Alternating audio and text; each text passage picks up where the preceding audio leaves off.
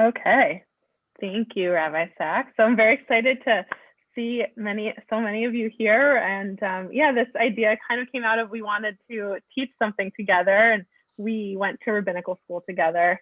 So we thought it would be fun now that we're both here representing the Ziegler School, but now we're in Toronto, to do something. And we thought it would be fun to kind of do this idea of rabbi versus rabbi. So we're taking an argument that was had in the Talmud and these ideas that are conflicting, and we're picking a side and we're going to argue that side.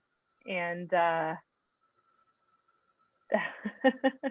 looks like you're starting the competition based on the number of books in the background. Well, Lewis wins that one. It's just a virtual background. They're not real. Yeah, so we thought that this would be a fun way to do it. So we'll introduce tonight's topic later, but we thought since we have people from all over in different congregations who don't necessarily know us yet, we do a short intro. So hi, I am Rabbi Becca Walker. I am the engagement rabbi at Beth David in Toronto, and I've been there for about 1.5 years. Before that, I taught and was senior Jewish educator at Hillel at Michigan State University. And I've never been a debater, but I do like to argue. So I'm excited to be here and go head to head with Rabbi Sachs over here. So, do you want to introduce yourself? Sure. Many of you know me, some of you don't. Rabbi Louis Sachs, I'm the associate rabbi at Beth Tikva. While I have no formal debate training, I do as well love to argue. I think it's a Jewish trait. It's in our genes. So I've had quite a bit of practice. My mother, she's not on the Zoom call tonight, but she can tell you that I trained very well for many years, and I'm still in training. But yeah, Rabbi Walker and I went to school together and wanted to do a joint program. But part of it isn't just the idea of debate. For me, part of it is, it always frustrates me. I don't know if this frustrates you too, Rabbi Walker, when someone says, Judaism says X. Because we have 4,000 years of tradition, right? As you can see, there are a lot of different opinions. And the truth is, Judaism doesn't really say X about anything. I think there are very few of any topics that Judaism is 100% universal on. There are different opinions and different values that play out in every situation. So that's part of what this is about. We have two sides to each topic, and we kind of got assigned them. So we don't necessarily, right? We wanted to be able to argue both sides. So these aren't necessarily our personal opinions throughout, but in this 3-week series, our hope is to show you different sides of different debates, and hopefully people will learn something new or think about something in a different way to, again, really drill in that point that there are a lot of different answers. In 4,000 years of tradition, Judaism says X, but it also says Y, and it also says Z, and it also says a whole lot of other things. So that's my intro. Yes, agreed. I think I always tell people if someone says Judaism says blank, don't trust them. There's so many other things. Unless I'm the one telling you that, because then you should trust me. Because then obviously. Yeah. Do you want to introduce tonight's topic? Sorry. Yeah, I do. I'm just one note about the chat. So feel free to kind of make comments as you go. We're not going to necessarily be able to be paying so much attention to the chat. At the end, there will be a part where we'll have question and answers, and so there'll be time to ask questions kind of at the end. And we might see your comment or question in the chat, but we might not. So no promises, but feel free to use that and kind of have your own discussions there. But we ask you to kind of stay generally on topic, right? Don't talk about pie, because we're not, whatever. If you want to talk about pie, we can do that later. Cool. Okay, so tonight's topic, I'm going to share my screen to show our this is our kind of starting text that we want to base tonight off of. That kind of inspired this argument. And I will note that the text is a little problematic, right? We have kind of some old school values at work here. The Talmud was written a long time ago, and I don't necessarily, and we're not going to dive into why it's problematic. Like, just know that, yes, I too think that it's kind of problematic, the way they talk about a bride. But anyway, so here's the argument. So this is from the Talmud, the section Ketubot, which is all about like weddings and marriage contract. And there's this question raised of how does one dance before the bride? What songs and praises should one say? Right? What should you say to a bride on her wedding day? And we have this disagreement, right? The school of Shammai taught you say the bride is as she is. You're like, okay, if you see a bride that doesn't look good, okay, like don't tell her she's beautiful. And the school of Hillel taught say beautiful and graceful bride. Right. So this is the essence of the argument is it okay to lie, and are there times where it's okay to lie or not? And right, and so then we have these two justifications, right? So the school of Shammai says, like, if she's, and this is very ableist language, but right, if she's actually like not beautiful in some way, and that's not true, you shouldn't say it, right? It says, isn't there a verse in the Torah that says keep far away of falsehood, right? Don't lie. Shammai saying we shouldn't lie, and Hillel says, well, if someone has made a bad purchase in the market, should another praise it in his eyes or depreciate it? Surely one should praise it, right? So they're comparing a bride to something someone's bought, which is not great, but okay, right? So Hillel is saying that, you know, if someone has something and they already have ownership of it, or like this bride, right? You're already like stuck with this person. You're not going to tell the husband or whoever that, oh, like that was a bad decision, right? They already made that decision. It's over and done with. You can't change it. So maybe instead of saying that, like that would hurt their feelings, right? So that's the framing of the argument is we're gonna have, yeah, is it ever okay to lie? Is it okay to lie to avoid hurting someone's feelings, or should we never ever lie? So we got Hillel versus Shammai. Is there anything you want to add, Lewis? Rabbi Sachs? I guess it's the time maybe for us to reveal which side of the argument we're on. Because I'm going to argue tonight that it is never okay. I am the house of Shammai. And as we all know, Shammai wins every time except all of the times that they don't, which is most of them. But I'm going to try to argue tonight and to show that our texts and our tradition teach us that lying is always wrong. It is never permitted. There is always negative consequences, and we just should not do it. Yes, and I'm going to argue the opposite, that sometimes lying is necessary, and there are ways that our tradition supports lying, or telling these white lies, not quite being truthful. And there are a few reasons that I will go through shortly. So there you go. So that's what we're doing.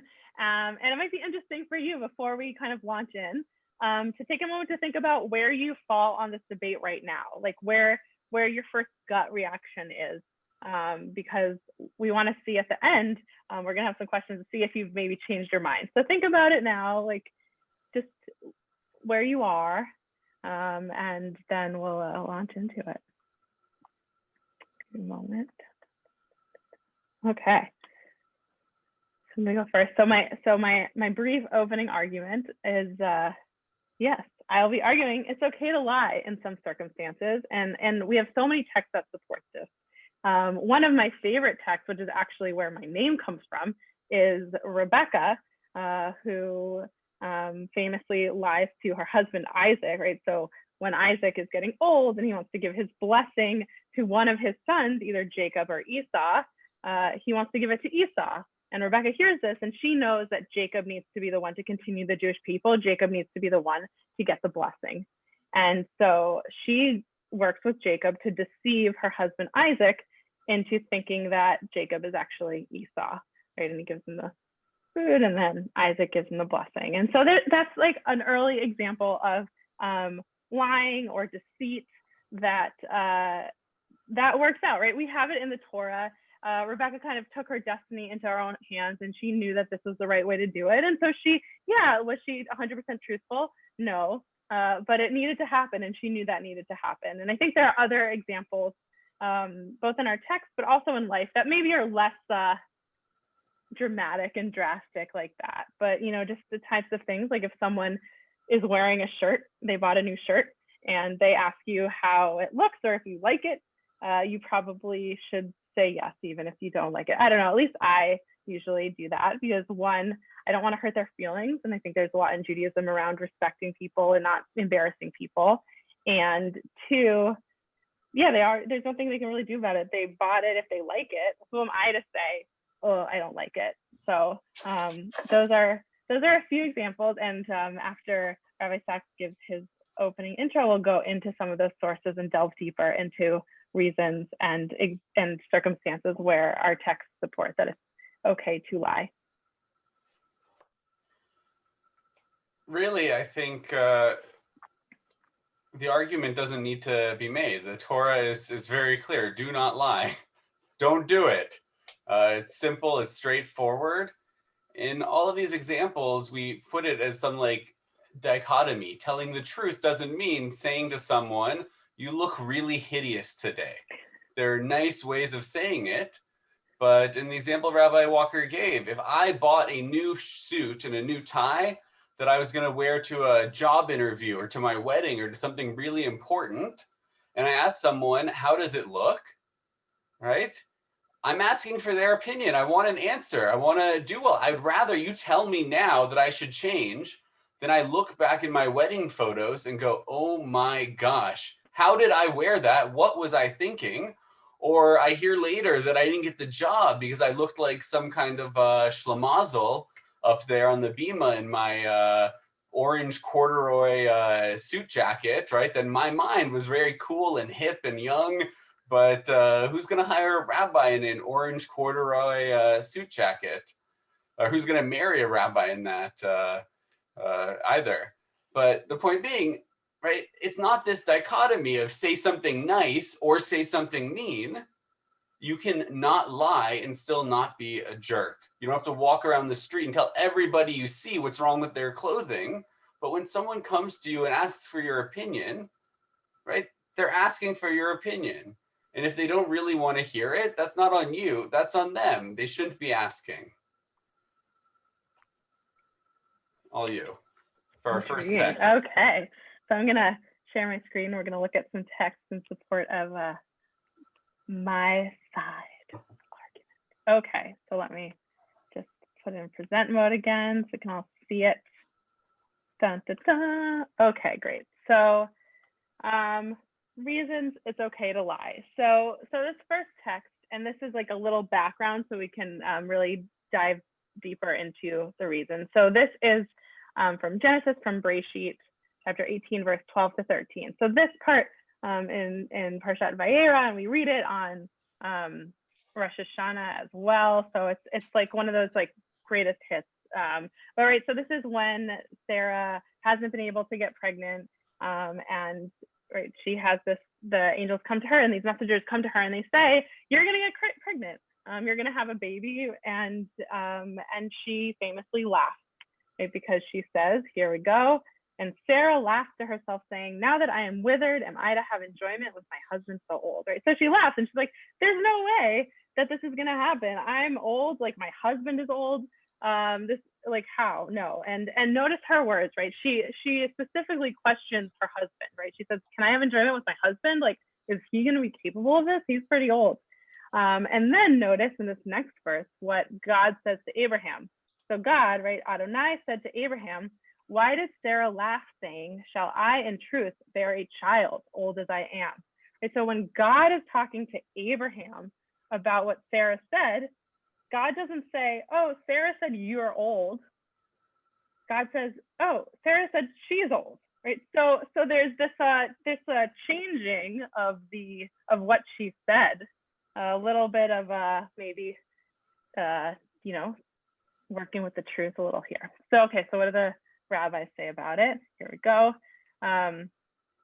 So this text is Genesis Rabbi. It's a midrash on Genesis, on Bereshit, and so this talks about what this text says. So right, so we have the excerpt of the text, right? So here from Genesis, and Adonai said to Abraham, "Why did Sarah laugh, saying, 'Shall I in truth bear a child, old as I am?'"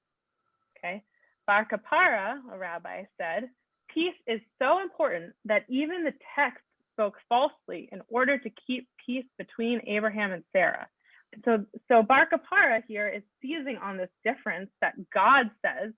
He says it's so important that even God kind of manipulated the truth a little bit to make sure to keep peace, because God was assuming, and probably correctly, that if Sarah was talking about how old her husband was, that Abraham might not like take that so well, right? And so there's this piece that even God thinks that it's important. And so like this value of keeping peace, of shalom bayit, keeping peace between relationships, is a good enough reason to lie a little bit there. And right, Rashi says it more succinctly, right? Scripture, which they're talking about God, but they just don't like to say God, right? So this text, the Torah says, the Torah alters Sarah's words for the sake of peace, for she had said, my husband is old, right? So this is one example of a time when our texts say it's okay to lie, is talking about right, shalom, of peace, of keeping relationships. Okay. So then this idea is further continued, and this is another text from the Talmud. This is from Yevamot, and here we have another few examples of when it's okay to lie a little bit. So it says, and Rabbi Eleah further said, in the name of Rabbi Elazar, son of Rabbi Shimon, it is permitted for a person to depart from the truth. And the Hebrew is like lishanot. So this like idea of like changing, depart or like change the truth a little bit in a matter that will bring peace. As it is stated, your father commanded before he died, saying, so shall you say to Joseph, please pardon your brother's crimes, etc. So Rabbi Elah is saying here, he's using another biblical text to say that it's okay to kind of like change things a little bit, if it'll bring peace. And this example is from the story of Joseph. So when Joseph's father Jacob died, Joseph's brothers were worried that Joseph was going to get mad at them for what they did, which, I mean, he would be right to get mad at them. They like threw him in a pit and then sold him off. But anyway, so Joseph's brothers were worried that Joseph was going to get mad at them and not treat them well now that their father had died. And so they decided to scheme again and to lie to Joseph and say, you know what, your father, Jacob, commanded, it was your father's dying wish that Joseph forgive his brothers. So his brothers lied to say that.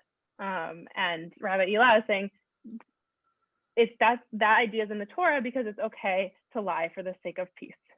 And then again here, it continues, it says, Rabbi Natan says, it is a mitzvah to depart from the truth, right? So not just permitted, which is what it says above, but a mitzvah. It's actually a good thing, not just allowed, but a good thing to depart from the truth in order to preserve peace, as it is stated. And Samuel said, how can I go? And Saul will hear and kill me. So this is another text from the Torah, but this is in Nach and Nevi'im, and I brought the full quote here. But this is in regards to, so there's like the book of Samuel, there's so much interesting stuff. We don't necessarily read it all often, but basically there's this dramatic thing. So Samuel is a prophet, and he has this relationship with Saul, who's a king, and because prophets and kings have to kind of like go together, and the prophet helps give authority to the king. And Saul was the king, but God decided that Saul is no longer going to be king. Saul has fallen out of favor with God. So there's going to be a new king, and Samuel has to go and anoint this new king. And so Samuel is like, well, if Saul sees that I'm about to go and anoint a new king, Saul is going to kill me. And so what does God reply?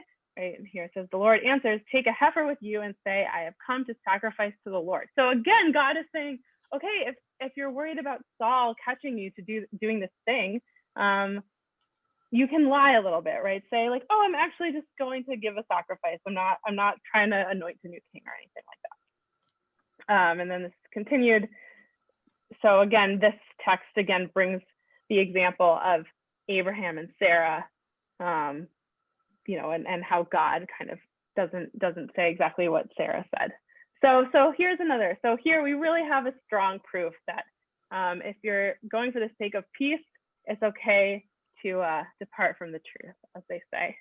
And here is another example that's different. So this is from the Talmud, from Rosh Hashanah 20a. And whoops, spoiler alert. Okay, sorry. Okay, so this is Rosh Hashanah 28. So this is again in the Talmud, and it's around, it's talking about the new moon. So back in the day, before we kind of fixed the calendar, the new moon and the Jewish new month would be decided when someone actually saw the new moon, and you would have, there was this whole procedure where you'd have witnesses who had to go and testify that they saw a new moon. So that's what this, that's kind of the context for this. And so let's read this. It says, this is like that which Rabbi Yehoshua ben Levi said. The court may intimidate witnesses about the new moon that was seen at its due time, the 30th of the month, but the court may not intimidate witnesses into giving testimony about the new moon that was not seen on its due time in order to sanctify the new moon early on the 30th. So they're talking about certain months in the Hebrew calendar will sometimes have like 29 days and sometimes have 30 days, depending on the year. And so there's this talk about that there's sometimes it makes sense to have an extra day in the month, and it's good for the community for various reasons that they go on about if you want to look up this piece of text. And so here we have Rabbi Yehoshua saying, you know what, if the court may actually like intimidate witnesses, they can kind of bully them in a way to get them to like falsify their testimony, so that you can kind of move the sanctification of the new month one day later, right? So this isn't about peace. This is kind of about benefiting the community. And again, there's a case where you can kind of manipulate the system in not the most truthful way to make it work out in the favor, in the way that these rabbis think it needs to go. And I will say, towards the end of this sugya, we have another rabbi who says the exact opposite. So he's still agreeing that there's some circumstances where you can kind of intimidate this witness and force them to say something, but he thinks it's like a different way, or he thinks it's for the different situation. Okay, and then I think this is my last one. Let me just make sure. No, sorry. Okay, almost done. Almost done with my piece. Okay, so here is another place where we can lie. So this is from the Mishnah, even older than Talmud, from Darim, and says, one may vow to murderers and thieves and self-appointed tax collectors, right? So I'm kind of thinking like self-appointed tax collectors are almost like mafia, right? Who go in and they're like, give me money, you have to, even though they're not like the official tax collectors. And yeah, so oops, sorry. Why does that keep happening? Okay, so one may vow to murderers and thieves and self-appointed tax collectors that something is truma, which is like a tithe to the Kohen, right? So something's truma, even if it isn't truma. And so why would they want to lie about that? When something has been designated as truma, there's like additional kind of penalties if someone touches it, right? You're not allowed to use it if you're not a Kohen, if you're not a priest. So if a tax collector were to come and, you know, see all your valuables and say, oh, you know, you owe me 10%, you can say, well, actually like half of this is truma, then they can't count that towards, so you can pay less. Or if, you know, a thief comes and wants to steal it, they might not steal, they'll be less likely to steal the truma than your other stuff. And then you can also lie that they are property of the king, even if they aren't property of the king. So again, you can, in order to avoid financial ruin in some ways, you can lie about things that'll benefit you. And then it's the last one, and then I know some people wrote in the chat, I didn't have a chance to look at it, so I'll see if I can quickly address something. But here we have from Bava Metzia. Oh wait, this is from my, no, just kidding. That's later, you'll see that later. So okay, so there you go. So I'm gonna stop sharing so I can see you all again. But we have a bunch of different circumstances where it's okay to lie, where our text says it's okay to lie, right? We have this case of like relationship keeping, like shalom with Abraham and Sarah and God. We also have this idea about the robber, about the new moon, about benefiting communities. So there are clearly some cases where it's okay for us to lie. So hand it over. What do you got, Rabbi Sachs? I got a lot, so we'll dive right in. It's great. What we have here is an argument. It's called consequentialism. For anyone that's heard me rant about ethics or heard that word, consequentialism is a system of ethics that bases the results on the consequences. What is good is what results in good consequences. The problem with that is everyone has a different estimation of what is a good consequence and what is a bad consequence. Right? I'm going to talk about deontology. Right? It's this idea that ethics are based off of a deont, a true value, and that it's either always good or always bad. It's universal. When you rely on a system of this, where you're talking about, well, if the lie leads to good results, then it's okay, then we can have a whole set of reasons why it would be okay to lie. My spouse, I think, is watching, so forgive me. But if I were to go cheat on my wife and she were to say, did you go out with somebody, another woman? I could say lying is going to spare her feelings. Telling her the truth, right, would just hurt her. Why don't I lie then? Because I care about her feelings.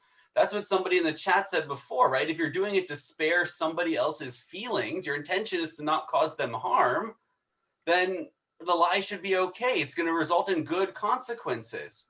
But what I'm doing is I'm robbing her of the truth. I'm robbing her of the ability to make the decision for herself, of knowledge that she has a right to. And that's exactly what happens in that case of telling someone when they ask you, do I look good? And saying, you look great. You're robbing them of the ability to change their appearance, to fix whatever that problem is. It doesn't mean you have to go out and say every person you see on the street, you know what, I think that tie you're wearing today is really tacky.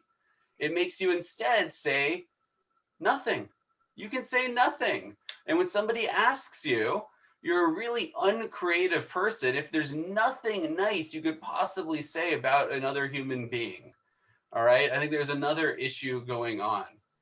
But going back to these specific examples, the last one, by the way, Rabbi Walker, is my favorite. The idea that the murderer and the thief is going to say, whoa, that belongs to the Kohen. I can't touch that. Like, they're going to observe the mitzvah of tithing, but they're going to go out and they're going to murder and they're going to steal. It's a ridiculous example, not for you, for the Talmud to propose that. But going back to the first example, Sarah says something really mean about Abraham. She shouldn't have done that. But what does God do? Right? The proof text is God lies to Abraham. But Abraham, if you go back and look at the text, doesn't say, hey, God, what were you and Sarah talking about? God goes over and starts gossiping, right? Which is its own issue and its own moral question. We can do another debate about is gossip okay or not. But the simpler thing for God to do is just say nothing. Hey, Abraham, how are you doing today? Not, oh my gosh, did you hear what Sarah was just saying? Right? That's when God found God's self in that pickle and had to come up with a lie to not hurt Abraham's feelings. There was a much easier solution, right? So I want to share a text now that I'm going to put up on the screen. And this is from, right, Masechet Shavuot. It's about oaths. And here we have the situation of test.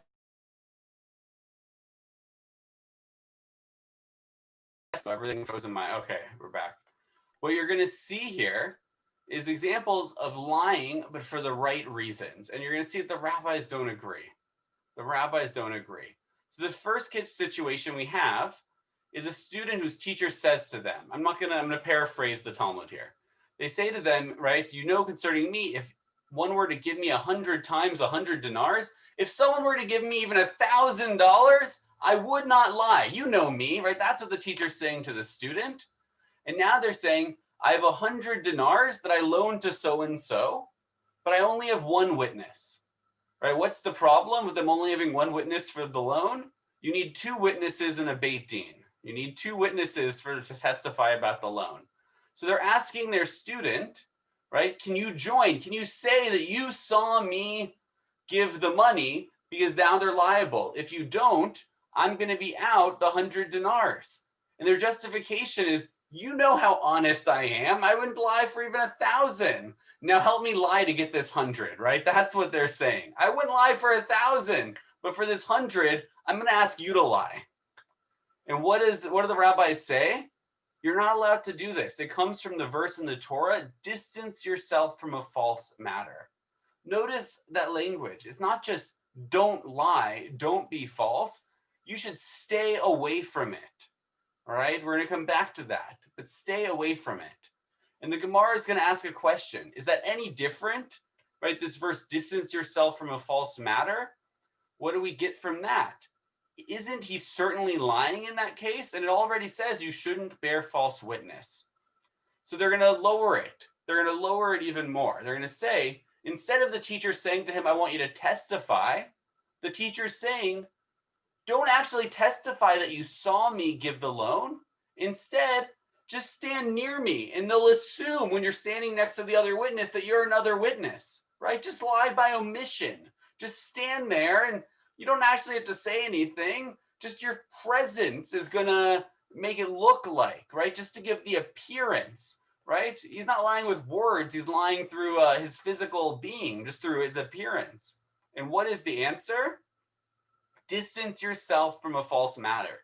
Even so it is prohibited to do that because the Torah says distance yourself from a false matter, right? No matter how many different scenarios we think of where the consequences might be good, the answer is always the same. Distance yourself from the false matter. Even when your teacher, who you know loaned the money, you're not allowed to lie to help them get it back.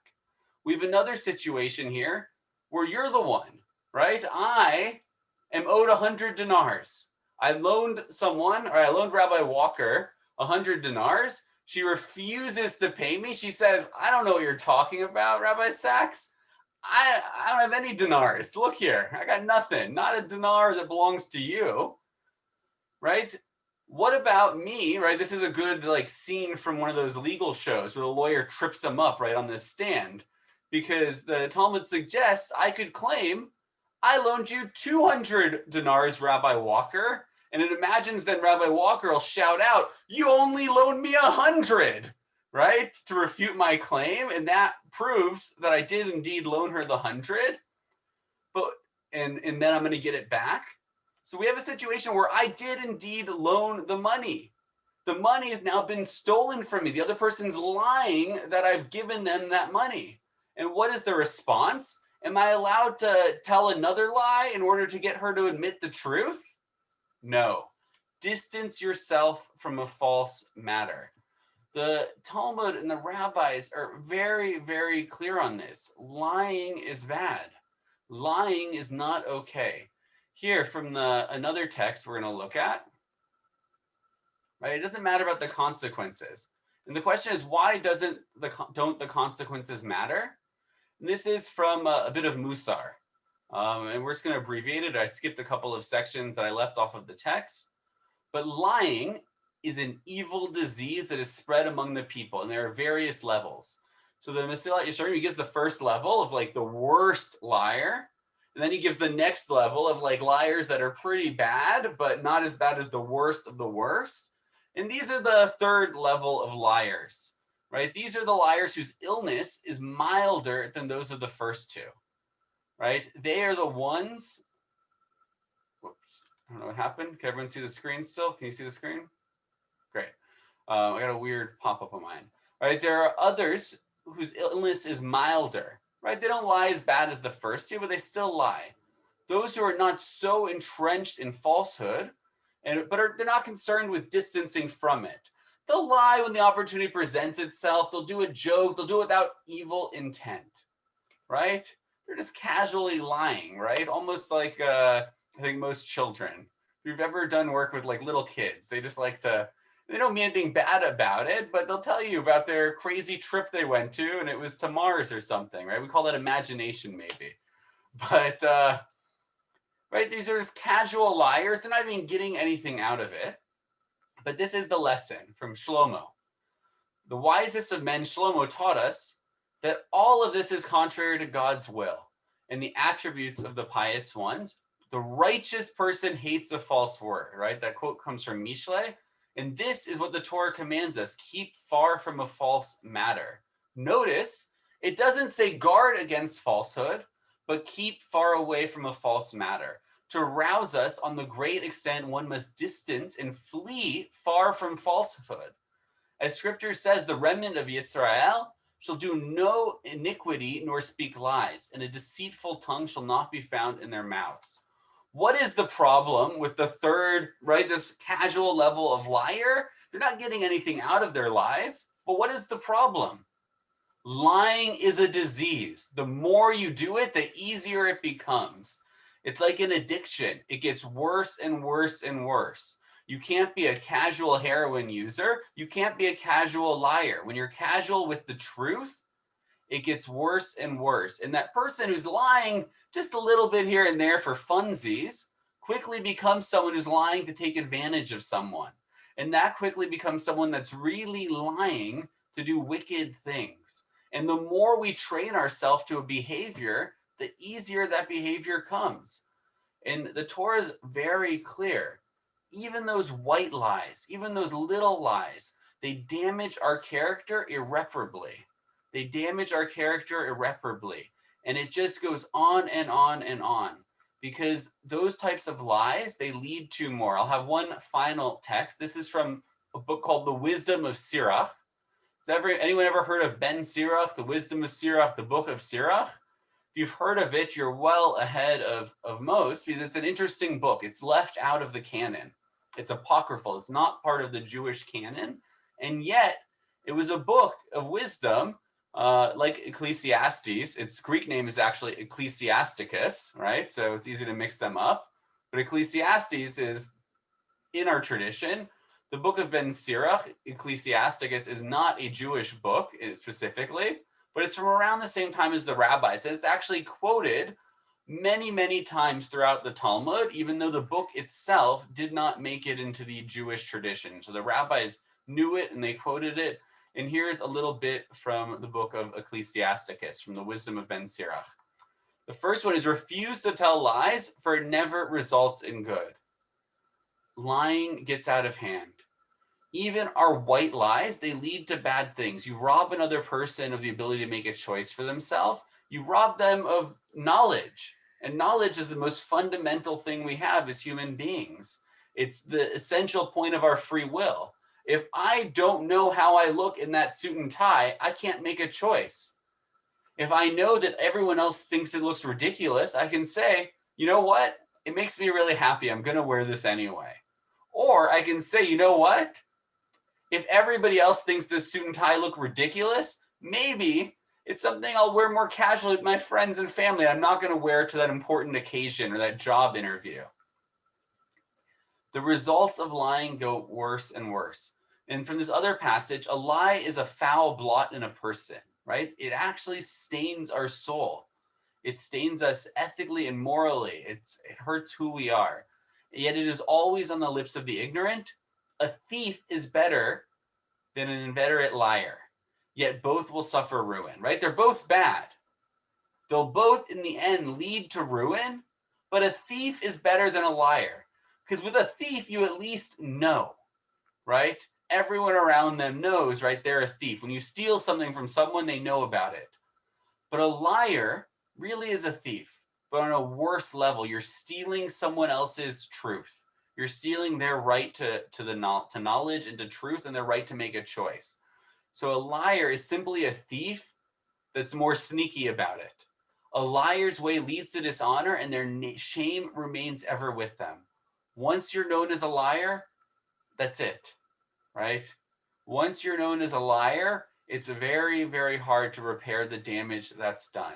Even white lies, even lies we tell because we think, right, it's to spare someone else's feeling. My final example is, let's say Rabbi Walker and I are out to a nice lunch, and I was supposed to hang out with somebody else, but I'm having such a great time at our lunch. We're talking such great Torah that I don't want it to stop, that I call my friend and I say, you know what, something came up at work and I can't come meet you anymore for coffee. I got stuck in the office, right?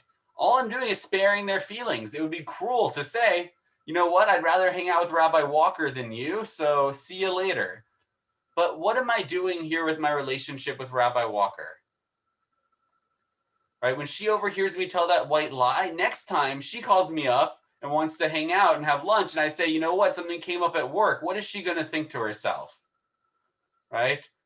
My relationships get irreparably damaged by lying, even white lies, not just with the person we're lying to, but with everyone else. Because once you become known as a liar, that's it.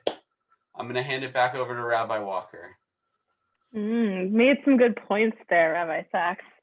I will say, I think it's interesting that we both use these examples of relationships. I think, at least from the text that I put out, and what I think is that sometimes these little white lies are necessary to preserve a relationship, and it doesn't necessarily destroy the whole thing. I think one thing you said that kind of towards the end, I'm going to just address things willy-nilly, I guess.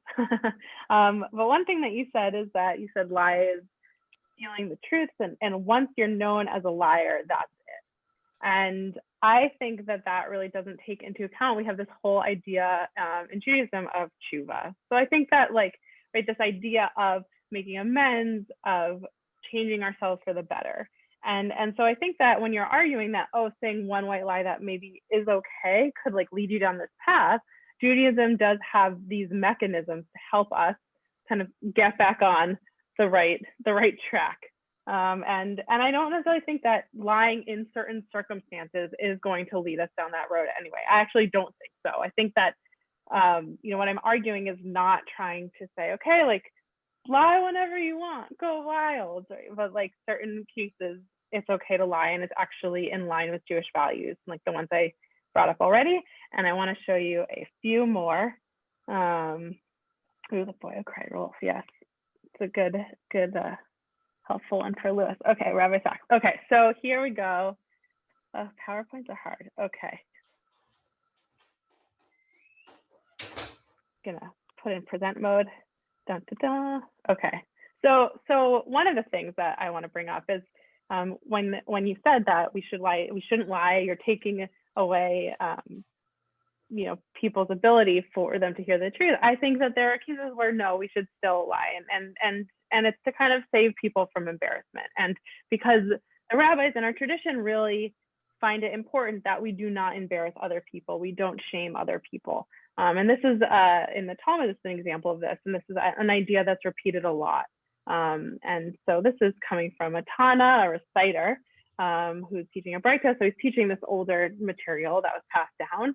And he said, anyone who humiliates another in public, it is as though he were spilling blood.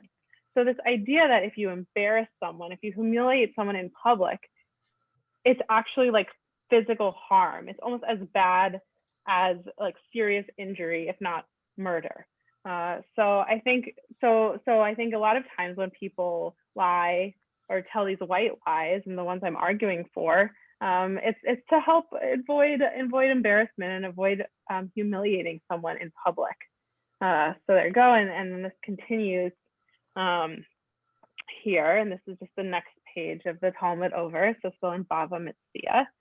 And so here we have this story of Rav, who says, well, they're actually, right, the statement's actually attributed to a bunch of people. So they weren't sure who said it. They wanted to make sure they got all their names down. So some say Rav said it, some say Rav Hana, some say Rabbi Shimon, and some say Rabbi Yochanan in the name of Rabbi Shimon Bar Yochai. So a lot of people potentially said that, but he said, it is more comfortable for a person to cast himself into a fiery furnace than to humiliate another in public. So again, there's just this idea of how important it is to avoid humiliating someone. And for the proof text, they bring another juicy example from the Torah here of Tamar and Judah.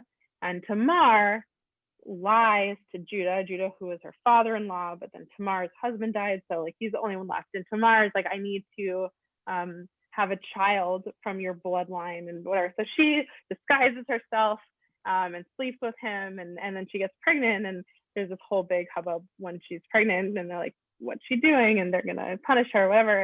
And instead of her saying, oh, I'm pregnant by Judah, it's child, I wasn't being a prostitute or anything like that, she could have said that to spare herself, but she didn't say anything. She waited for her father-in-law to kind of come, for Judah to kind of fess up in his own way. So she was very careful about doing it. She didn't say, "Oh, it's Judah, like don't worry about it." She instead was kind of sly about it because she didn't want to humiliate him. So there's one example. So again, the takeaway is that we don't want to humiliate people. We have to really go all out so that we don't do that. Okay. Then again, the idea of tshuva.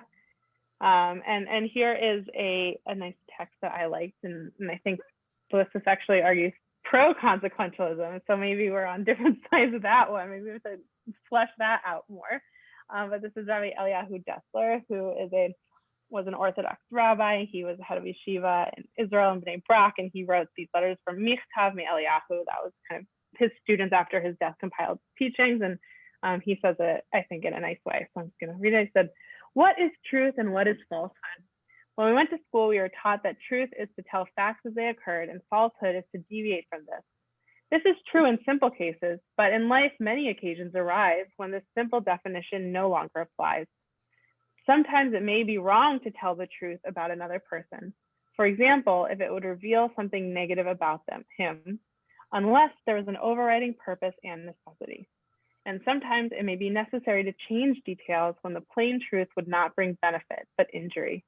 In such cases, what appears to be true is false, since it produces evil effects, and what appears to be false may help to achieve truth." It's this idea that it's not so black and white, that there are times when it's really necessary for us to lie, to avoid humiliating someone, to keep peace in relationships, right? To help uphold human dignity. There are reasons where it's okay to lie, and that, should do it sparingly. You don't just go willy-nilly, of course, but there's definitely reasons, and I think to kind of argue in your text, your Shavuot text about the witnesses and the money lending, I think that I would say maybe that's one of those cases where it's about money, or it's not about a person's well-being. It's more kind of shallow than that, right? So we want to make sure that we have lines, and we're making sure that we're not letting ourselves just lie about anything when it's convenient, but that there are these cases where it's okay to do it, to lie a little bit. So back to you.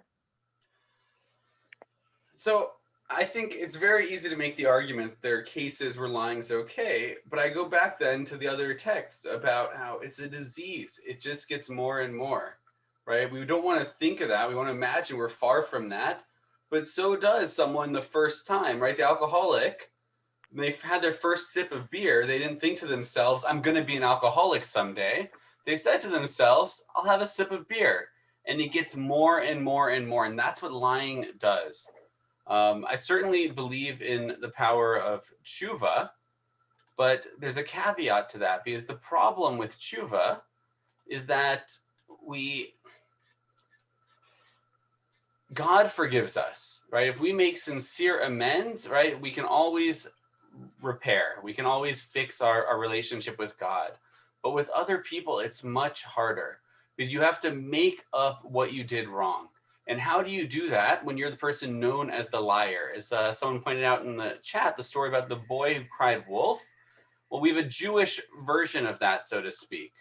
There's a midrash about Satan trying to stop Abraham when he was taking his son Isaac up the mountain in the story of the Akedah. Satan is giving Abraham all these different reasons not to do it. And then I have one section from that larger thing that I wanted to share. So Satan says to Abraham, is not your fear of God your foolishness, right? The fact that you're going to take your son up to the mountain and slaughter him because God said to, that's ridiculous, is what Satan's saying. And Abraham says, right, remember, please, whoever perished being innocent, right? He quotes another bit of verse, right? God is righteous and God's pronouncements are just. God said to do it, so I'm going to do it. So that's the end of Satan's argument of trying to talk Abraham out of sacrificing Isaac. So then what does Satan do? Sidon saw that he wasn't going to stop, he wasn't going to listen to him. So instead he said, this is what I heard from behind the heavenly curtain, right? This is what I heard from God and the angels. The sheep is to be sacrificed as a burnt offering, and Isaac is not to be sacrificed as an offering, right? Satan actually said in this midrash to Abraham as they were going up the mountain, God's not really going to follow through with this. God's going to have you sacrifice a sheep instead of your son. And what does Abraham respond? This is the punishment of the liar. Even if they speak the truth, others don't listen to them, right? Even when you tell the truth, once you get known as a liar, people aren't going to listen to you. How do you do tshuva? You do tshuva by making up the act that you had done previously. So you steal, you can give someone money, right? You pay back what you stole. You said something mean, you can say something nice. But when you lie to someone, you make that up. You do tshuva by telling the truth. But there is a point where you've lied to them so much that they're not going to believe you, right? That the relationship takes a lot of work to repair. In some relationships, it's just not possible. Once you get known as a liar, that's it. Once a person stops believing in you, how do you convince them you're telling the truth? Because every truth you tell them, they're going to believe is a lie. So you end up in this really difficult place.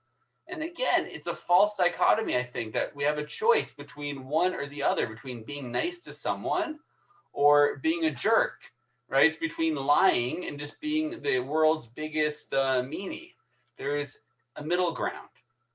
But the Talmud is very clear, right? Despite all these sources that say it's okay, it is to say your yes be yes and your no be no. Abaye said that means one should not speak one thing with their mouth and another with their heart, right? It's detrimental to who we are. When we believe something or think something on the inside, that is what we should be saying on the outside, right? Or if it's not a thought that we should say, we can simply not say it at all. And all of this comes to the fact that God, actually, sorry, I'm going to come back to that in my final closing. I want to talk about what Rabbi Walker was saying instead about, right, actions, right, justifications.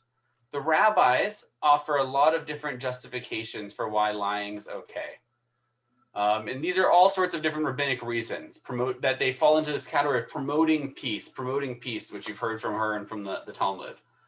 And later on in legal codes, the rabbis say you can lie to make someone feel better. That falls under promoting peace. Or to avoid embarrassment, right? These seem like good things. I agree with you. We shouldn't make someone feel bad. We shouldn't avoid and we shouldn't embarrass someone.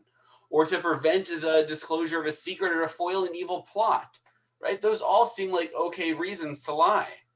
Except they then say you can lie to persuade someone of the proper interpretation of the law, right? That falls into promoting peace, the rabbis say. You can lie to someone to convince them that your interpretation of Jewish law is right. Or you can lie to cause someone to fulfill a commandment, right? That's what we saw in the example with lying about the new moon. But how far does that go, right? How would we feel if those in the ultra-Orthodox community were lying to us to convince us that this is the Torah, this is the only way to interpret it? If we found out that your rabbi was lying to you to get you to keep a mitzvah, to keep Shabbat, or to keep kashrut, or something else. So I was looking at the questions someone was sending. I'll come back to that. But here's a final thing. These are good consequences. I don't know if anyone's familiar with this picture. This is going to be like when you're in elementary school, right? What's the difference? You see this photo and you see this photo. What's the difference?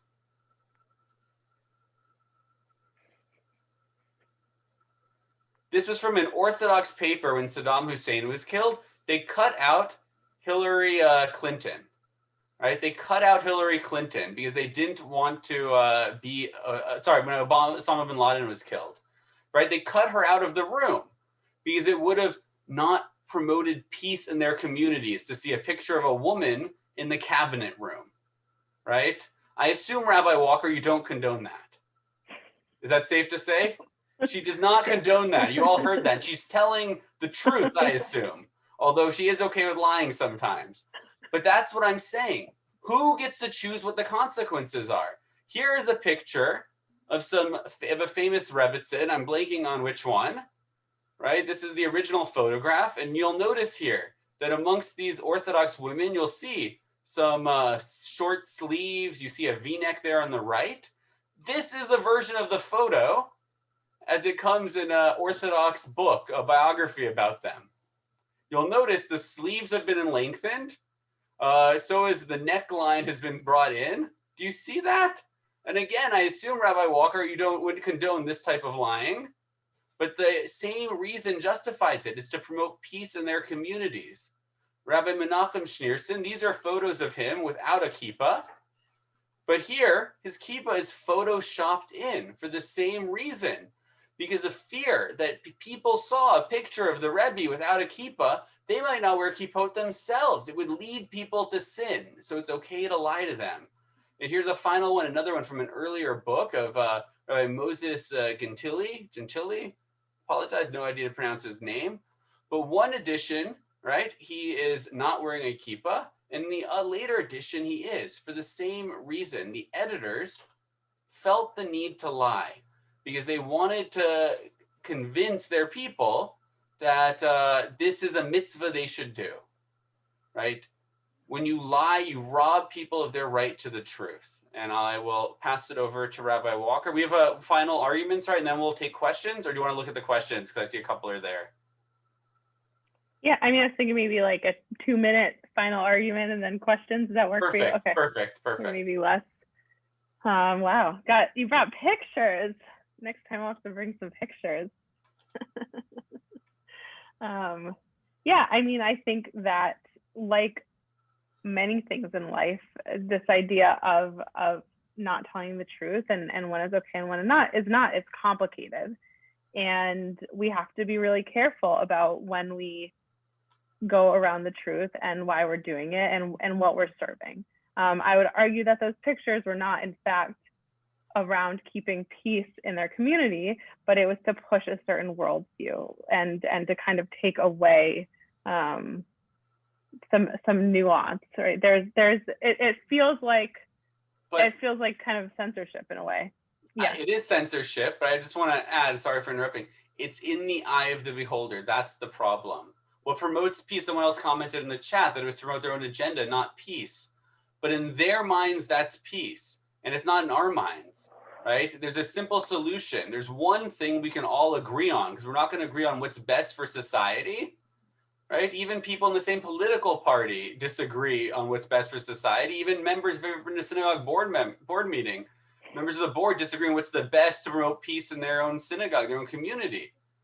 What we can all agree on are the facts. Facts are facts, truth is truth, and that's a universal that we can all get behind. Because if you're gonna allow for lying, this is where we end up.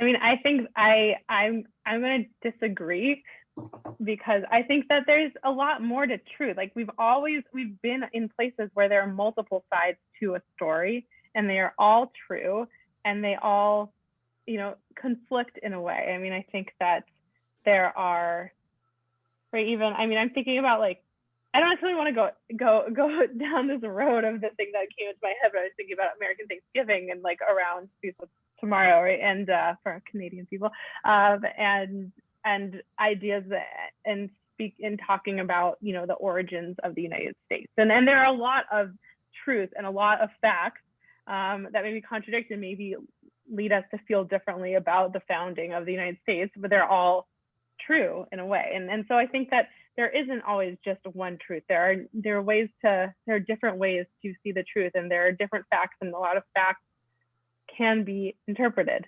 And I think that's almost like we could do like a whole other hour and a half about like truth and what that is. But I think that, just like in any case in life, people are going to abuse certain things and take certain things that are good and make it not so great. And I think there are things on the margins, and we're always going to find that no matter what. And I think that doesn't necessarily mean we should totally get rid of the whole system. And I think the same is true as in this case, in terms of who we are allowing not who, but like when we're allowing ourselves to kind of lie a little bit and to preserve people's dignity and preserve respect and all of that. And the text really support it. We have God in multiple cases here lying. So I don't know that I want to disagree with God. But so we have God lying, we have the rabbi supporting it. And really this the idea that sometimes it's compassionate to change the truth a little bit in these circumstances. And yeah, we have to think carefully about when we do it. But the tradition kind of comes down on the side of it's okay to do. All right. So I'm happy to hear, you all heard it tonight from Rabbi Walker, that there are multiple truths to the Thanksgiving story, and that what's being told at the Trump Thanksgiving is just as true as what's being told at the Biden family Thanksgiving dinner. And I say that facetiously because I am certain that's not what she thinks, and it's not what I think, and I'm certain that's not what anyone else here thinks, that both versions of that story are equally true, right? There's story truth, right? Not every word in every book is true, and we can learn lessons and values from things. And from the version we tell elementary school students that I grew up with of Thanksgiving, there's things we can learn from that. But that's not a historical fact. And there are historical facts, and they are much less nice than what I grew up with on the Snoopy Charlie Brown Thanksgiving. But I want to look at a couple of very, very quick texts.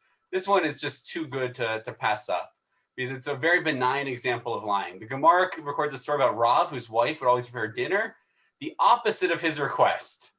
I think my wife signed off, so she's not going to hear this, which is good because I don't want her to do this. When his son Chia grew older, he figured out what his mother was doing, and he would tell her his father wanted A when his father wanted B. So then she would cook B instead of A, right? Because she was deliberately cooking the opposite of whatever he wanted. Rav found out about it and praised Chia's wisdom, but told him not to do it because distance yourself from a false matter. Even in something as benign as getting dinner, right? It's not about money. It's not about any of these other things that we were saying before. It's about getting the dinner you want from someone who's cooking the opposite just to be mean. And what does he say? Don't do it. You should distance yourself from falsehood. Truth is important. Shimon ben Gamliel said the world stands on three things: on justice, on truth, and on peace. When we take truth out, have you ever seen a chair that stands with two legs? It doesn't exist. You can have a chair with three legs. You can't have one on two. When you take out truth, peace and justice fall apart. They rely on each other. They are interconnected. You can't have justice and you can't have peace if you don't have truth. That's why a free press is so important. That's why it's important that we have the facts straight. We're talking about issues of COVID and disease, and it's why the facts matter in every area of life. Justice and peace can't exist without it. Everything was created by God except for the attributes of falsehood and iniquity. God did not create or do them. These are unholy things. I know we have these examples in the Torah of where God lies, but I don't know about you. I don't interpret every word of the Torah literally. I imagine you don't either, and I imagine many that are on our call don't either.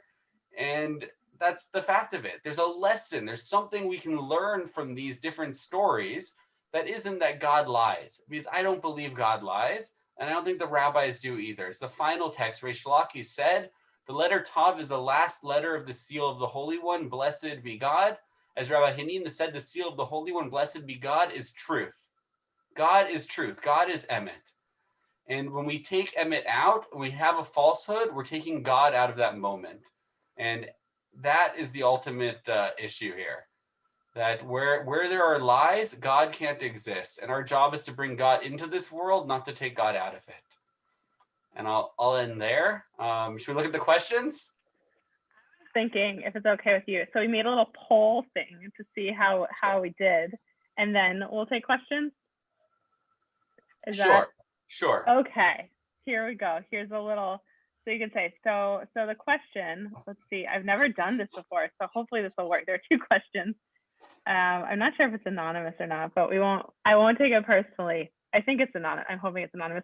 But on a scale of 1 to 5, were you influenced based on what you heard? Right? So maybe think back to the beginning around what you thought, and then did you hear anything that like made you change your mind or not? Okay, we're doing middle. Nice. So you can think about how you were influenced, and did you change your mind at all? And then did you learn something new today? While people are filling that out, do you want to talk maybe some of the questions? I'm just looking at, we have one question is for both rabbis. In court, you have to promise to tell the truth, the whole truth, and nothing but the truth. All right, someone's been watching American crime dramas. Should we always tell the whole truth? I think court is different than in the real world, right? You've heard my position. Just because you believe something, you don't have to walk up to someone and tell them they look hideous because you believe it. You can say other nice things about them. If somebody asks you, though, for your honest opinion, then I think it's a duty to give them your honest opinion, the whole one, even when it isn't good. Rabbi Walker, you have a thought? Yeah, I mean, I feel like there's a difference between the white lies and kind of lying under oath. The law, and right, there's ideas in Jewish law, but also the idea that we're supposed to follow the law of the land, and so I would advise against lying in court. Yeah. We have a question of, if we distance ourselves from falsehood, how much of the Tanakh would we retain? Is holy fraud on the part of the biblical authors justified?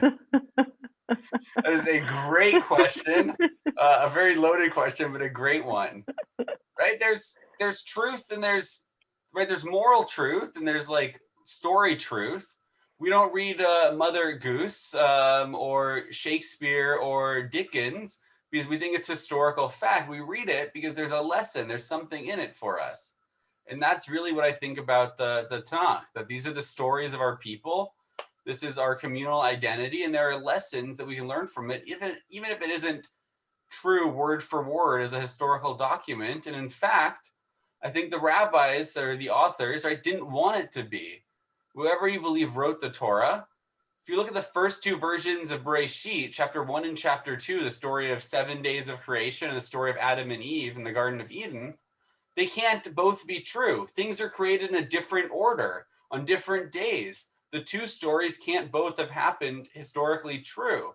I think the Torah starts out that way to tell us it's not a history book. And that's different than lying, right? That's different than falsehood.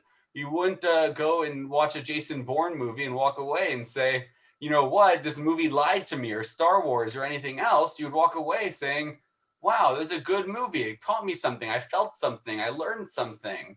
And that's what I think the Torah is about, instead of truth and falsehood. Rabbi Walker?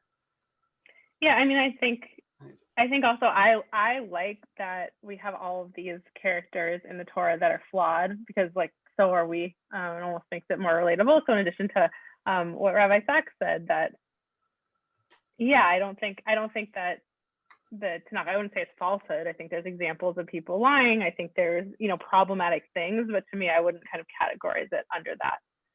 But yeah, it's a good question. Oh, I see. Okay, so I see one more. Oh, Andrea.